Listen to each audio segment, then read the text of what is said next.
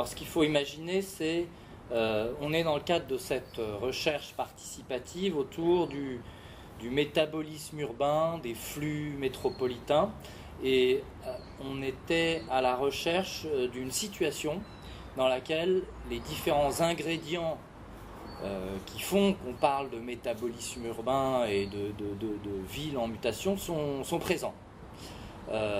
Et que notre travail serait celui de les repérer et de faire projet pour les rendre plus manifestes, pour qu'on puisse les voir, les expérimenter, les mettre en discussion, faire projet avec. Et il y a une situation qui nous a beaucoup intéressé, qui était donc celle du passage Moutier-Ferragus.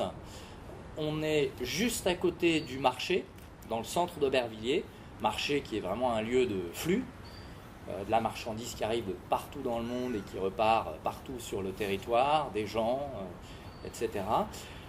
En centre-ville, on est aussi juste à côté d'un très grand chantier qui est en cours, même s'il est invisible, qui est celui de l'arrivée de la ligne du métro 12. Et en fait, ces chantiers de la ligne du métro ont un impact sur le marché qui fait que le marché va se décaler, qu'un certain nombre d'étals vont se resituer dans une friche qui est créée parce qu'il y a des chantiers de démolition et de construction de logements. Donc toutes ces choses-là sont quelque part présentes ici, dans ce passage Moutier-Ferragus. Et donc l'idée était de faire projet avec cette situation temporaire qui va durer quelques années, au cours de laquelle ce passage Moutier-Ferragus va devenir une extension du marché, un espace public, un espace privé, un espace en attente et où il se passe plein de choses. Alors on a commencé à travailler sur le passage Moutier-Ferragus en participant à des réunions de chantier où il y avait différents acteurs, les aménageurs mais aussi les services de la ville et de l'agglomération pour le redéploiement provisoire de ce marché. Le projet fait appel à 2 entreprises notamment, une de démolition et une qui va faire l'aménagement, c'est-à-dire un enrobé qui va permettre aux différents véhicules de venir pour établir le marché 3 fois par semaine.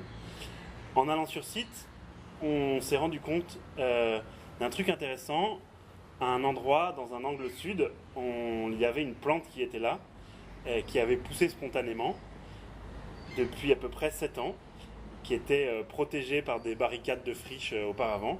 Ces plantes, c'est l'élanthe, appelée aussi Ailanthus altissima, et en fait, elle pousse quasiment d'1 mètre par an. Et elle avait composé dans cet angle-là une forêt. Donc nous, dans nos différents procédés, on a trouvé que là, il y avait quelque chose, une matière pour faire projet avec cette plante qu'on retrouve dans tous les chantiers d'Aubervilliers et d'ailleurs. Et donc ce qu'on a négocié avec l'aménageur, c'est la conservation de cet petit espace arboré et avec Léonard Nguyen Vante, qui est jardinier, de travailler ce massif-là, tout en continuant à proposer un projet qui permettra de créer un endroit qui offre des conditions d'attente et de plaisir dans la ville, en plein cœur d'une ville dense. Il y avait plusieurs jardins autour qui ont été démolis. On a pu récupérer avec des collégiens les plantes et les resituer dans un jardin qui est construit en pierre de réemploi. Et tout ça, in fine, on va construire là ce printemps un dispositif qui permettra de gérer ce lien entre ce jardin, cette forêt et ce marché et les différents supports d'usage qu'on pourrait inventer sur cet espace-là. Sur la maquette, ce que vous pouvez voir, c'est qu'ici, au premier plan, on est dans le marché. Il y a l'asphalte.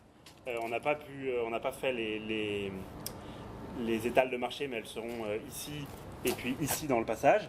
À cet endroit-là, sur l'enrobé, il y a différents modules qui permettront des assises.